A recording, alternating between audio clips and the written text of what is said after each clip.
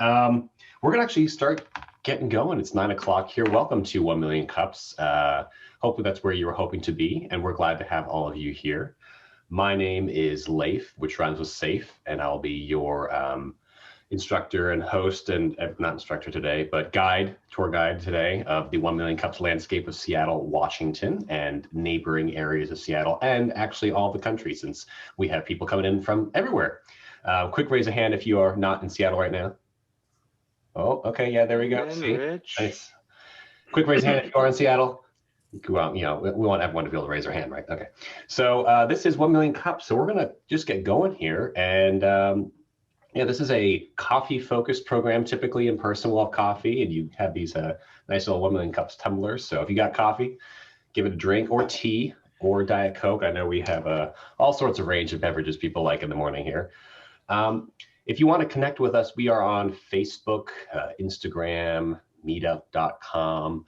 We also have emails that come out, which are pretty cool. If you want those, they are going to be a chat link in the link before the end of the thing. Just pay attention to that.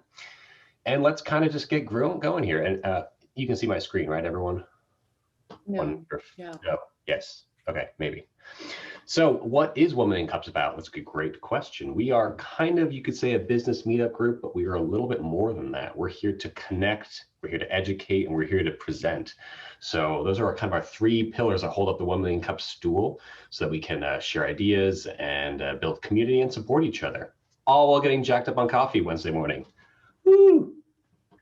So what is 1 Million Cups not? Well, 1 Million Cups is not a pitching location. We don't have investors here that we're pitching to. This is not for you to hand out business cards as fast as you can to network. Of course, you can connect to people. That's no problem. That's great, in fact. And we're here to be inclusive. So bringing people in that might feel like they're not quite an entrepreneur, but like to be, or feel like that's not them. So we're trying to bring everybody in here that has an inkling for entrepreneurship, which I think everyone here probably does. The 1 Million Cups Nation goes across our country.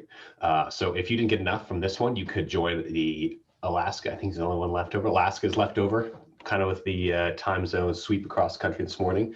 Or if you are a morning person, the opposite of me, you could catch an East Coast one or head over to Florida or wherever you want to go. So lots of communities still to look for. If you want to present at other ones, they would love to have you. So if you presented before, you can go to another one and get more feedback from a different region. And who knows what you're going to learn, and who knows what they're going to learn from you. 3 points, like I said before: education, presentation, connections. You'll see a lot of that today, a lot of that next week, and a lot of that the week after that. This is what our space looked like in downtown South Lake Union area, which we are currently not at. Hopefully nobody's there waiting for us to start. But we have had thousands and thousands of entrepreneurs share their stories for the first time, in fact, in the 1 Million Cups stages across the country. I presented for the first time. Anyone here presented their company for the first time at 1MC? I sure did. It was a great place. I could be not quite ready and still have a great plan. And a big thank you to our community sponsors. This is not some we don't have a grant to do this. We just volunteer our time, and we have some sponsors that make sure this can happen. Seattle Strong has our coffee when we're in person. Human Up manages our marketing. A small studio pays for Meetup, and we also now have McLaughlin Method paying for another service of ours that we use. So big thank you to all those companies for supporting 1 Million Cups. And community volunteers. You might see some famous faces on this screen, famous in 1 Million Cups Zoom world. They're kind of distributed around here. And we actually have another one coming on very soon. Kareem is going to be joining us. We're very excited about that. So stay tuned for even more really cool organizer energy coming down the pipeline, fresh and hot. But that doesn't mean we're full of organizers. So if you are thinking about it, we could always use more. Always use more ideas, more cool things. All right, so what have you signed up for today? What are you going to experience today? Well, we did coffee and conversation already. We're gonna move over to a 6-minute presentation by an entrepreneur. And then we're gonna have a 20-minute time where we can grill her. I'm just kidding. No, we're not grilling people. We don't do that here. But this is a Q&A, so we can ask questions, provide thoughts and ideas. But ultimately, the main thing to remember here is it's their company, and they're going to do whatever it is that they think is best for their vision. So just what can you provide to expand their horizons ideas or provide ideas? So keep that in mind when we get to the Q&A. And then we're going to finalize with a bit of breakout rooms and talk a little bit of small talk and hopefully some bigger talk, whatever kind of talk you're into. So a little quick thing on being a supportive listener, just make sure you're focused on what's going on with the presentation, because I would challenge every one of you to have a question to ask. You don't have to actually ask if you don't feel comfortable, but write it down, put it on paper. We're supposed to be learning as people that are participating as well as people that are presenting. So even I am always struggling to think, man, what am I going to ask this person about business? I feel like I don't know much about their business or anything, and take it from there. Like, oh, well, maybe you could ask a deeper, more insightful question about it. So make sure you pay attention to all the details that are coming out of the presentation. And we'll get to feedback and questions here in a moment. So we're going to welcome to the stage Jen. Now, Jen has a company called Milestonia, which seeks to solve a lot of those, a couple very specific corporate challenges with staff, and I guess not staff is a terrible word, I'm sure. Company members, I don't know, cast members. Sorry, Julie. Anyway, she'll explain it much better than me. Team so members. Please welcome to stage Jen. Team members, engaging teams. Awesome. Well, thank you so much for that introduction, Leif. And let's see, I'm going to share my screen. Let me make sure you can share your screen. I think I failed to do that. Awesome. There you go. Okay. Yes, team members. I think I was thinking like employees.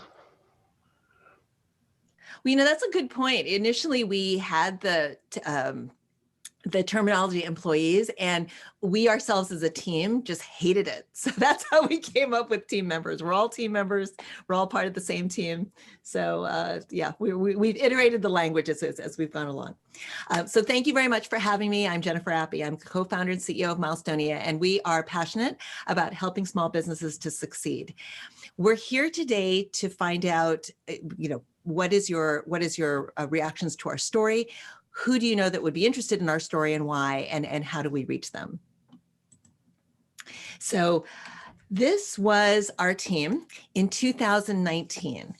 And believe it or not, we were a virtual team in 2019. We had some members in office in Arizona, but there were a lot of us around the country. We had folks in Bali, Tel Aviv, New York, myself in the Bay Area, and Oregon, and we needed a way to align and motivate ourselves. And so this was our situation. We had declining revenue, we were unprofitable, lack of clarity, we were frustrated, we were unproductive, and we had very high turnover. So what we did was we came up with a system, which we've now called Milestonia, of team engagement enabled by software. And it started with creating better clarity around our goals and putting them into the tool so that everyone could see them. We came up with a better way to communicate with each other and communicate about those goals and the progress against them. And because all of our goals were visible to everyone else, we created a culture of transparency where everyone could see how they fit in, where they could see how everyone was contributing, and the interdependencies in what had to happen to achieve the company's goals. By making everything visible, it created a culture of social accountability as well. No one wanted to be seen as a slacker. Everybody wanted to be seen as a contributor. And then finally, we found a way to have fun and win together. We bottled all that up, developed Milestonia. And then when the pandemic hit, we realized that we had a strong culture that already made us very effective remote. We could help other small companies as well. So these were our results. In the first year, we were able to achieve 40% year-over-year revenue growth, and that has continued for the past 2 years. We were able to do it with actually a decrease in expenses, and we achieved operating profitability, which we've also maintained and have grown for the past 2 years. We also shared it with other companies who are written up in case studies that are on our blog who experienced similar things. So then we said, you know, we really need to commercialize this and share it with more companies. So this is a snapshot of a company meeting that was taken 6 months ago. You can see they're cheering each other on. They're recognizing what was achieved for the week. You can see the completed progress circles showing what was accomplished, the points that were earned by the team, and the rewards.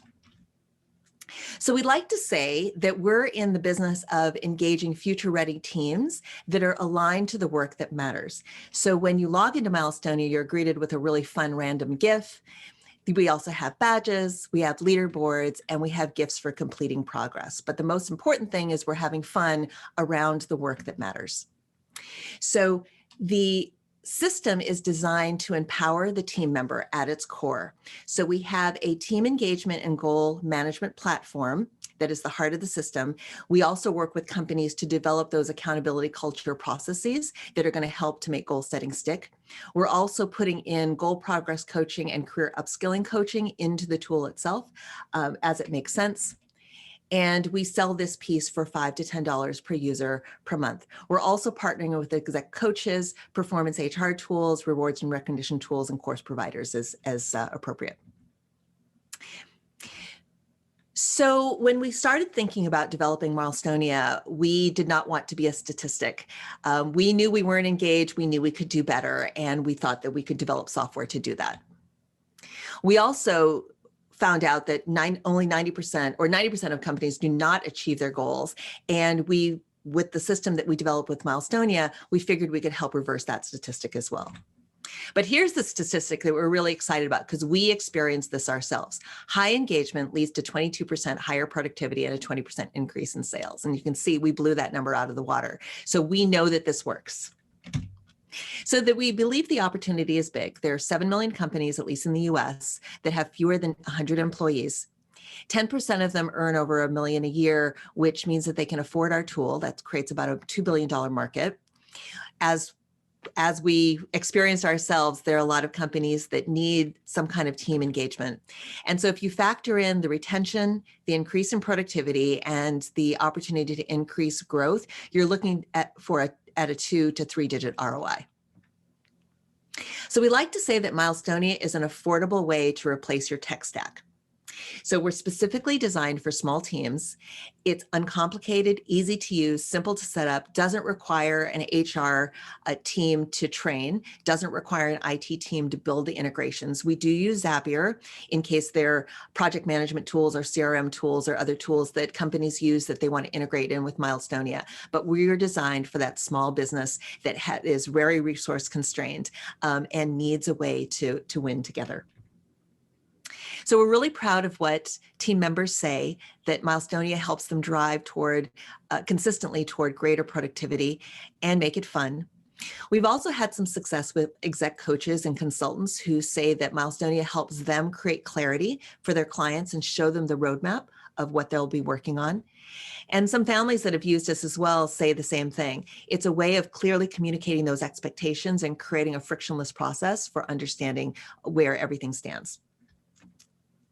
So what we've started to do in order to get leaders and teams into a conversation around Milestonia is we've started to do free events and workshops where we can start that conversation. And a lot of these topics have actually been suggested by other 1 Million Cups groups that I've spoken to. So would really love if people have ideas on how we can get the conversation going with companies, would love to be able to incorporate your ideas as well. So now I'll end and say, do you know of anyone who'd be interested in our story and why? How do we reach them? And if anyone wants to kick the tires on Milestonia, we're still offering free accounts to companies that want to give us a try. All right, thank you. Thank you, Jen. That was a great presentation. I'm going to open the floor to questions for Jen or ideas or whatever you have boiling in your mind. You can do so by clicking the chat icon. No, I lied. Don't listen to me. You can do that by clicking the reactions icon and raising your hand, or you can do it here, or you can type a question in or send your pigeons, whatever you have. We're going to jump over to Brian really quick for the first question. Sure. This sounds like an exciting product. I do something similar called predictive index, and wondering about the model that you have for that. Is yours available outside of the US? Because they're limited to the US. Oh. I don't know exactly why, but there would be, if you're available international, that's really good news. Yeah, We definitely are. We can be used anywhere. It's just that right now we're English only. Okay. I am familiar with predictive index, and I have worked with several consultants who have taken a look at Milestonia. And what they like about Milestonia is that they can bring Milestonia in to help make any action items that are discovered by the team to make them stick.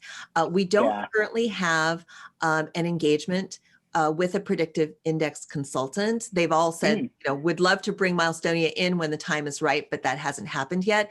But that is the fit that they see. So, would love to talk with you further if you see an opportunity.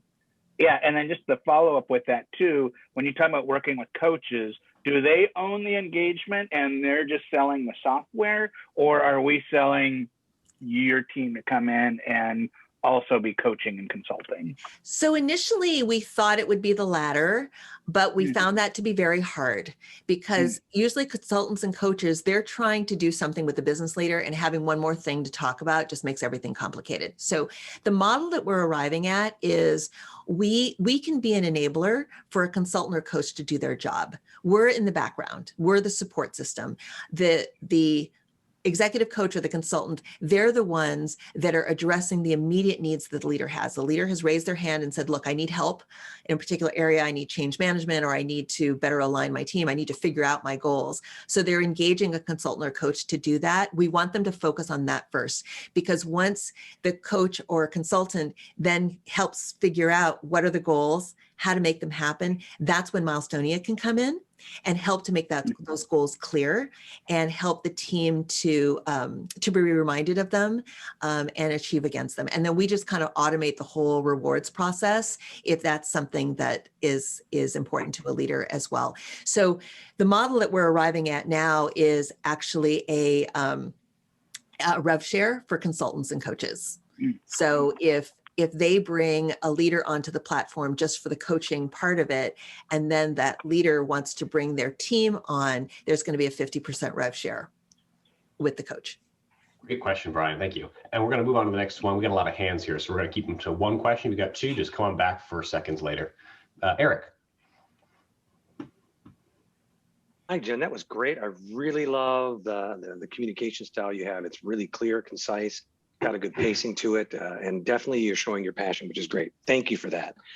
My big question is this software that you have, is it used in conjunction with whatever project management software the team is using already, or is it meant to replace that? I just didn't get a feel for where it stood in that realm.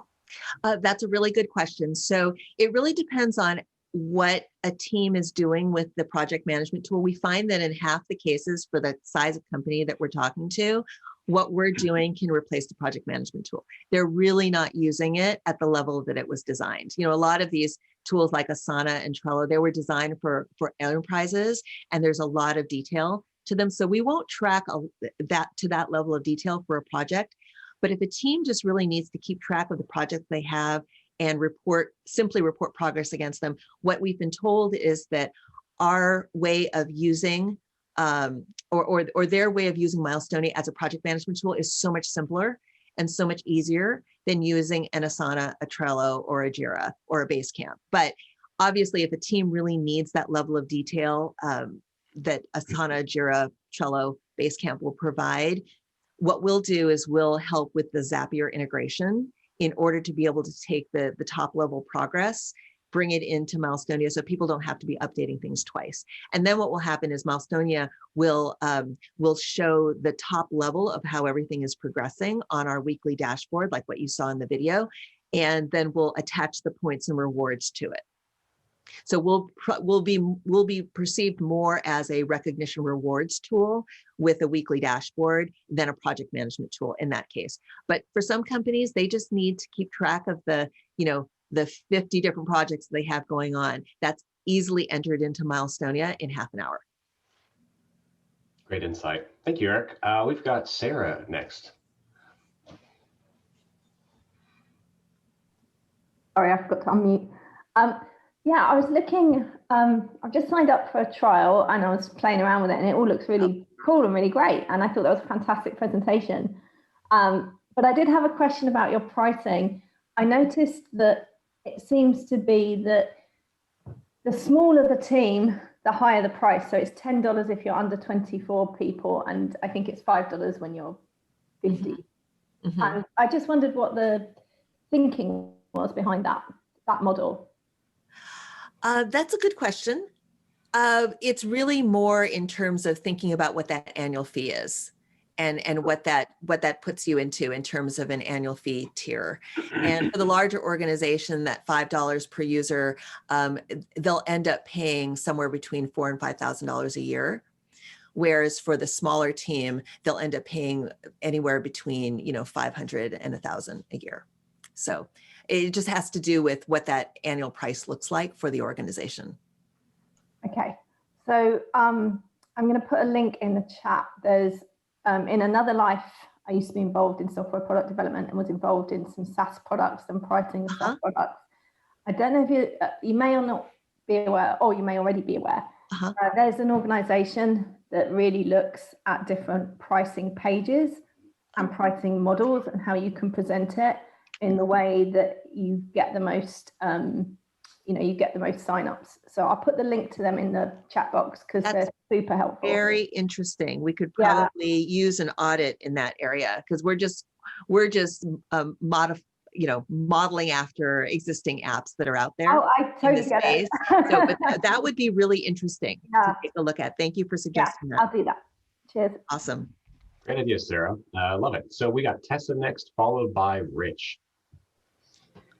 Hi, Jen. Thank you. I love games and gamification of I'm not a video gamer, but I love gamification. So I think it's always just so I've been thinking about it a lot recently. So it's really interesting that you're talking about it now. The presentation was super clear and I loved it for being a person who's not money or sales profit oriented by nature. Now I want to be and excited about that. So my question was, I would be using this as a one-person team right now. And I was wondering about utilizing this in collaboration with other people or external companies, like project collaboration, which you find a lot in marketing, or as a freelancer. Is that something that there's a function that can achieve that? Definitely. So I've had a few students in student organizations that have been interested in trying this out, mainly because for the collaboration aspect of it, they're a little less engaged in the reward side of it, although they do look at the points, and that's part of what keeps it fun. But if you're wondering whether we have a pricing model for people to use it more casually, we actually do. So for consultants, when they bring on their clients initially we don't have any that have more than 4 to 5 clients. So we let them use it for free with their individuals one-on-one. Until you start to get to the team aspect of it, that's where we think companies really see the value of it, the team and the rewards. And that's really where they can start to see huge impacts on their bottom line. And that's where we intend for our pricing models to be targeted at. Because, if you're experiencing top line growth, if you're increasing your productivity, you're benefiting as an organization. So that's where we'll charge. For more casual uses, we have not been, and we probably won't be for the near future. So we'd love to have clubs, and this is what we tell students, we'd love to have clubs on this just to give us feedback. Yeah, and I was more wondering about the using this with, say, I have a client that is a different, a company, and I'm working with them as a freelancer and I have a project that I'm running. If they can, I can have them access and work when I'm working with them alongside them on this project, that they're a part of that. And then. Oh, interesting. Yeah. So we actually have companies who use Milestonia because they've got a lot of disparate entities, right? They've got freelancers and other agencies. All you need to do is just add their email to the tool and they have access. Okay. Do they get added as an extra user though? Or is it? Yeah. They would be added as an extra user. Okay. Interesting. But Tessa, we can talk offline. We're very, very flexible. I think we're definitely in the mode of trying to really understand how we're solving pain points and exploring use cases. So Might be a different one then. Well, that's just it. We could learn from working with you on that. So, so happy to, I love the fact that Sarah went and created an account right away. That's awesome. Yeah, I'm there too. I actually put the information in the chat if anybody wants to do the same. And so Tessa, if you want to set up an account and we can set up a time to talk about your use case and bring on your team members, that is great. Sure, thank you. Great, thanks, Tessa. We've got Rich, and then we're going to follow up. I think that Drew has a question in the comments. Rich first. All right. I see this as a wonderful platform that my company can use. We're a telecom company, and we're bringing on quite a few referral partners. And I was trying to find that solution. How do I keep all this organized without using, so many different apps? And this is just perfect. So my big question is, what vertical markets do you see this really benefiting? Automotive, healthcare, what do you guys see as the future of this? So right now, that's a really good question, because we had some hypotheses going into it, and then, all our hypotheses flew out the window once we started to actually talk to people. What we're finding is that it really is more of a question of fit with the leader and the organization and where they want to go with the organization, more than it's a fit with an industry. Because, as long as you have goals, or individuals on the team have goals, and you want to make them clear to the rest of the team, and you want to show the weekly updates, and any industry can use this tool. We did find some faster adoption with sales teams, just because they knew what their goals were, and it was easier for them to think about how to translate what they were doing into Milestonia. But we find that the teams that stick with us are the ones that philosophically believe that we're creating better team engagement, and therefore, and it's helping their business as a result, which kind of cuts across all industries. So I would say that if a leader is struggling with team engagement, or sees clarity and transparency as a way to help the team, then we're a great solution. Where we fall short sometimes is if people aren't at a computer to be able to do those updates, or they don't have access to the app because we just launched the app on the phone just to do the check-ins, but you have to enter all your goals and rewards on a computer. So if you're not there all the time, it can be a little bit of a stumbling block to getting there. Like field reps, we haven't tested with that type of a situation yet, just because they're not at a computer. So, it might be hard for them to update things. So those are some of the industry specific things that we've run into. But other than that, it's really been more about the team and the leader. That's the more salient determination as to whether we're a good fit or not. Thank you. And I would love to talk with you about your use case, because we don't have a company in telecom, and just would love to know more about that, that team dynamic. I have an automotive partner too, here on the East Coast, that you probably need to talk to them, because awesome. They're struggling with a lot of things that you could solve for them. That would be great. I would love that. Wonderful. All right, we're going to move on to Drew's question, the comments, which is, where's the line of who can follow the culture, kind of like addressing the herding the cats philosophy that a lot of small businesses might be facing? Hopefully I gave that question right. It's a little separate. The herding cats is, I was just listening to what she was saying about getting activity out of people, and that's like herding cats. I like to follow people, and it sounds like there's something there that you're creating some kind of network for, like within the organizations. So I don't know. I'm kind of playful. That was all. Yeah. So Drew, I'm curious, the line of who can follow the culture, meaning who is typically the champion of change? Is that the question? I have no idea what the champion of change is. Oh, okay. Because what we have found is that it's either the CEO or like a COO, or somebody who is kind of like project management, someone who is responsible for making sure that the organization gets stuff done. That's usually the one who we're talking to about implementing Milestonia, because they're the ones that are most interested in trying to adopt cultural practices that will allow the organization as a whole to succeed. What is interesting and what I've been asked is whether, like Slack, whether we can get adopted at a team member level, and because team members are engaged in it, introduce it to the leader. And I would love to make that happen. We just haven't figured out how to do that in a way that's engaging. We think that maybe we need a different kind of mobile app where everyone's using it on the mobile app initially, and then eventually migrates to the web app. But we're not 100% clear on how we can make that happen. So if anyone has any ideas on how we can engage team members first and get them to introduce it to their organization, that would be fantastic. Great insight, Jen, that whole Slack model too.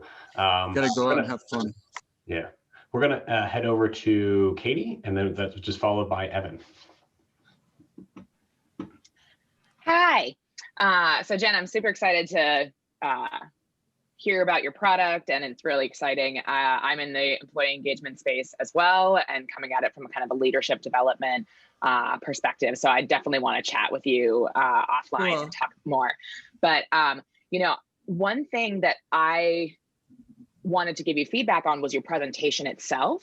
I thought that like the way that you speak is very clear, and but what I'm seeing right now is I did go do the free sign up while we've been chatting, and I'm realizing that once I'm in the product, that my experience was, oh, it's only goal setting and tracking. Whereas when I listened to your presentation, I thought this was an all-in-one, do all those different things that you were saying could connect to Milestonia.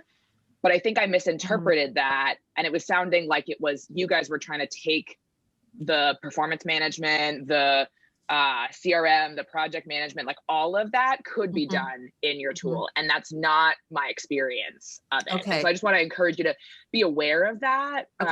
Now, I'm also the person who like has looked at lots of other tools like this. So I don't know if other folks had that same experience, but I just wanted to give you that feedback to adjust your presentation so you're focusing more on the goals piece and maybe not as hard on the connection. So it's really clear what your product is. Okay. Yeah. And I would love to engage with you offline. Yeah, it sounds like you could have some really super interesting insights for me. So thank you. All right, Evan, we got you coming on next. My biggest question is, why are you targeting like small businesses instead of like medium to large scale enterprises, where there's, I mean, much bigger appetite for tools like this? So for a couple of reasons. One is the enterprise space is very crowded. There are a lot of players that have been in the space longer, and enterprises tend to have very deep needs and a lot of features that we couldn't provide. So that was part of it. So because we initially approached larger enterprises, where we might have been able to fit is with a team within an enterprise. But the other feedback that we got was when companies onboarded and they had used some of these enterprise tools, they said, you're so much simpler. Like, you've saved my team time because we don't have to go learn this really complex tool. And that was really interesting, where uncomplicated, low feature was actually a benefit to an organization. So that's when we turned around and said, okay, maybe our sweet spot is that smaller company, and we understand that space better anyway. So in terms of trying to express the reasons why and how we used it as a company, it was a much easier sell because that's who we were. We were a small company, we'd used it, we'd gotten our team aligned and engaged, and we could help other companies do the same. So then it became a little bit more of a personal mission to go after the smaller businesses. But the practical matter is the way the software is designed, because of the transparency aspect, which is a very important part of our platform. When it's transparent, when you can see everyone's goals, it does two things. People understand where they fit in achieving the overall company's goals, and they have appreciation for other people they work with and how they contribute to the company's goals. So when you have that transparency, you actually get that added benefit of not only social accountability, but also the understanding of how you fit, and which is engaging. And that transparency to a larger company was a nightmare, because then that meant that there were 200 goals that everybody was looking at, and our software really wasn't designed to make that easy. So it became a practical thing. I mean, I came from corporate America, and I was thinking like the differentiation on the enterprise side could be that you just target like PMs of small teams, and it's not meant to be enterprise wide. It just is like just your team. And you were asking like, how can you penetrate new orgs? It's like, just give it to free for any team that's like, if you find a PM in one org, and then they can try it for their team of 5. If no one else in their org has tried it, might be an interesting way to add that lateral growth through a company. And not try and go for like a universal enterprise solution. Just target like, this is for your team, and to empower the PMs only and not the senior levels. Yeah, and that's where we've been trying to think, because right now what happens is we'll go in, we'll get that small team interested, but then it gets quashed by corporate because it's not corporate standard, or because it doesn't talk to their other teams. So, but their other solutions. So the way to get around that is to be even smaller and nimbler, because when people adopt mobile apps, there isn't corporate saying it needs to integrate, right? We'll just use the app. So that's why we're thinking we need a mobile app, and we need to structure the feature set in order to be able to get small teams to adopt, because it seems like that gets under the radar of corporate security. Yeah, I guess the only reason I say that is like, one, it was just an idea, and two, like I'm not sure your total addressable market is accurate, because like a lot of those small businesses are like retail mom and pops, right? That like aren't going to need a software like this, or like don't have the time to figure out how to use it, even though it's easy, right? That's a good point. That's a very good point. Thanks, Evan. I'm going to sneak in my question now, though. I work with small businesses as my day job. A lot of them are, I can see like, wow, like, you know, they struggle with all these things. They struggle with operations stuff, which is what I'm consulting with. And my initial hesitant was like, okay, but you know, a software tool does not make a good company. Like, I see that you're doing education things like, oh, we're promoting EOS and OKRs and all that type of stuff, which is amazing. But I guess my question is, how do you, you basically say, here's a barber's clipper, but you're not like you can't cut hair necessarily. Like you need to really learn and invest and understand these tools. Like basically any team can be very successful with any of the competitive tools out there if they actually learn it. So from my perspective, the competitive advantage is we are teaching you, and also seeking out companies that are willing to adopt this. Like even I can think of one of my clients that's like, they need this, but it would never work because they are not structured correctly and they don't have management that's strong enough to care of it. So what's your take on those things, and how do you hope to solve those? Yeah, it's definitely a challenge. So what we're starting to migrate toward is really partnering with consultants and coaches who are addressing that with leaders, because they're talking to the people who have raised their hand and said, we need help. And it's going to be more cost effective for us to align behind them. So that's the reason for our shift in that way. You and Evan are completely right. There's a good percentage of that 7 million that is not even in a position to think about something like this, which is also the reason why I've been thinking if there's a mobile app that can make it dead simple, that maybe there's something there, but we're not quite there yet with the mobile app. Yeah, and you'd have to walk people through like goal setting, like OKRs correctly, or like So, but I think you're on something with the whole, like, if you, for example, EOS models, like they have people that specialize in it, and they train people on it. It's the one system and all, So I think that model is wonderful. Yeah. The other part of it is we are looking for partnerships with other software companies that maybe have more of a hook that's more what's the word that I'm looking for? Mission critical. and then we can become an adjunct to that. And, you know, the good thing is we've self-funded, we've bootstrapped, we don't have any debt, you know, we're willing to take it as fast or as slow as it comes. And so therefore we might make a really great partner because we're not going to ask for a lot of demands. Like, you know, performance-based would be good for us. So naturally, I like the small for sure. Yeah. So if anybody knows of other software tools that we would be a good adjunct to, we would love ideas on those lines as well. All right, we got only time for 2 questions left. It's Stephanie, followed by Jolene. There you go. Hopefully I'm unmuted.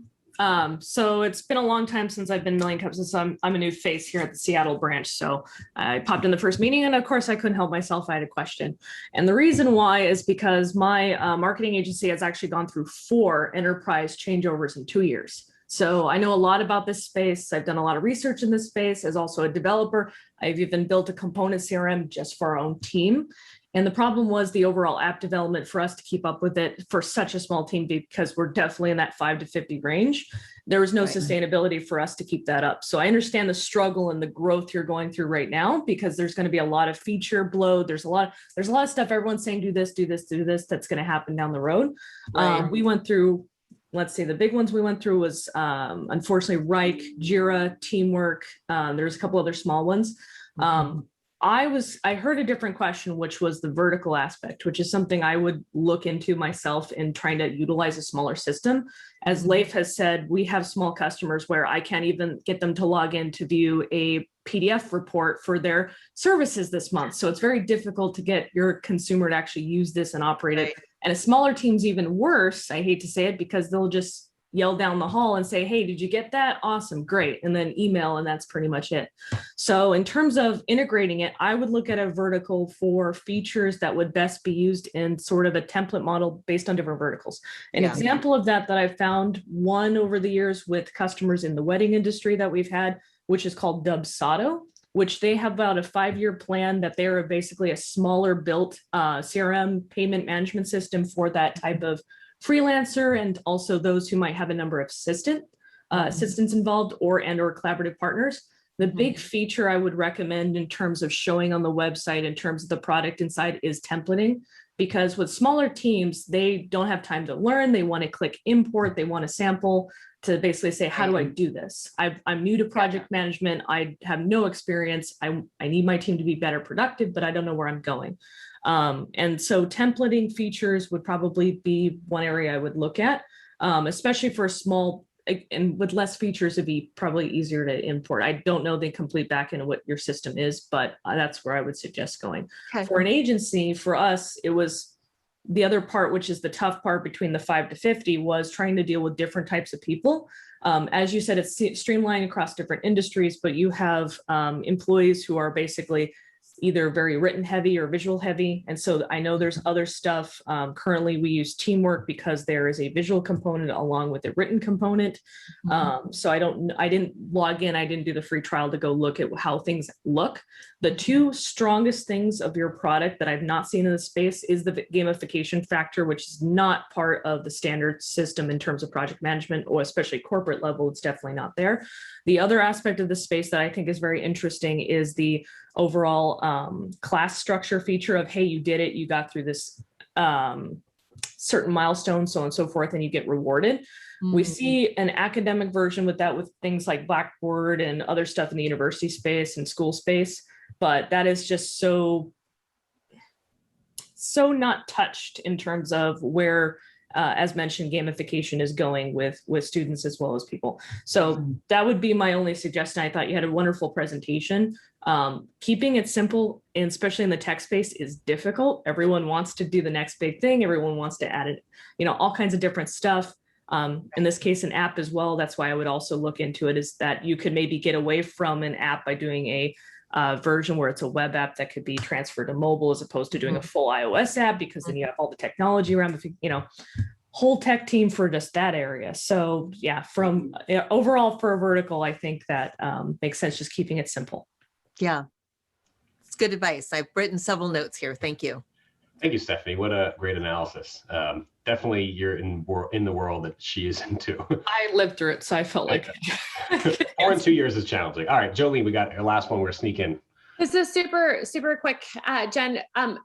To piggyback actually on what Stephanie was saying, 17 Hats is also another CRM that is for small businesses. I would focus on the small business CRM, and there's a handful out there. I can see if I can send them over to you.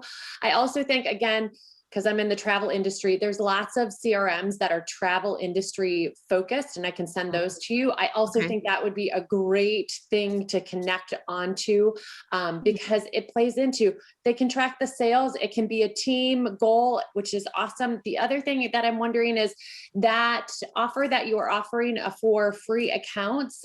Do you mind if I post it on a owners group? And that means that you may have a gazillion people sign up today? Go for it, because that's going to be the only way that we'll learn, you know, especially in that vertical, in the travel vertical. So go for it. Okay, thank you. That's all. Okay, thanks, Jolene. Wow, what a wonderful set of questions today. Thank you everyone for being here and contributing. We're going to finish up really quick, so hold your breath. Big thank you to Jen for presenting today. And we're going to jump into our last question, which we ask everybody, which is, what can the 1 Million Cups community do for you? This has been super helpful. And, you know, I knew that I could expect big things out of this community because I popped in on your meeting a couple of weeks ago, and the guide gears or guide gap person was there, and I heard all your, you know, insightful questions. So this was awesome. Thank you so much. If anybody wants to kick the tires on Milestonia, would love to have your feedback. I think that is how we learn. So that would be my ask of this community is, you guys are awesome. You're smart, insightful, experienced. We would love to have your feedback. Wonderful. And a fun one to do. We all love trying stuff out. All right. We all could use more gamification.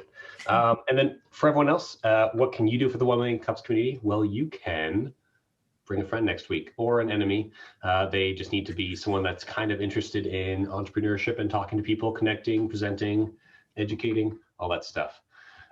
Or you can present. Now, to apply to present, that does not mean you have to have a company ready to go, presentation, none of that. You need to be having an idea, you need to be working on it, you need to clear your throat, and you need to present.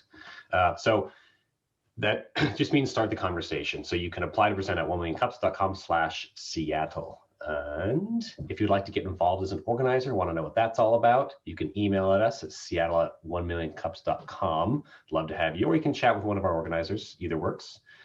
Going a little fast here because we wanted to get to our breakout rooms. Before we get to our breakout rooms, though, I wanted to tease next week's presentation. So we have another presenter coming next week that's called From Eye Open Innovation. So we have Don coming to present next week. Very interesting. Solving a problem in hotels that you might not think was a problem until you actually think about it.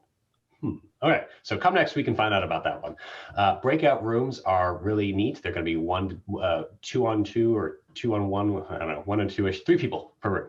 And video, chat for a little bit, and then you have a free pass to go when you are full and satiated.